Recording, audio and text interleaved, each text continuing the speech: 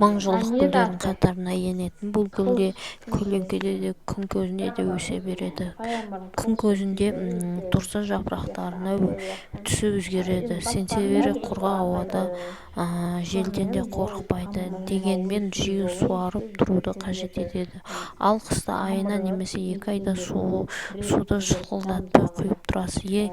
Енді бұл гүлдің пайдалы екенін білесіз бе? Бұл гүл адам ағзасына белгілі бір климатқа бейімделуіне көмектесуіне және иммунитетті күшейтеді.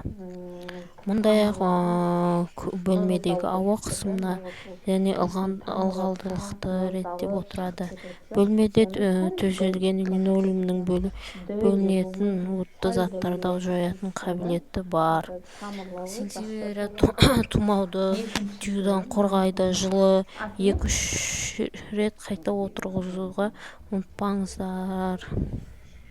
Гүлді қайта отырғызу кезінде тамырлау пышақпен 2 бөліңіз де егіңіз, немесе жанына шыққан балапандарын тамырлатып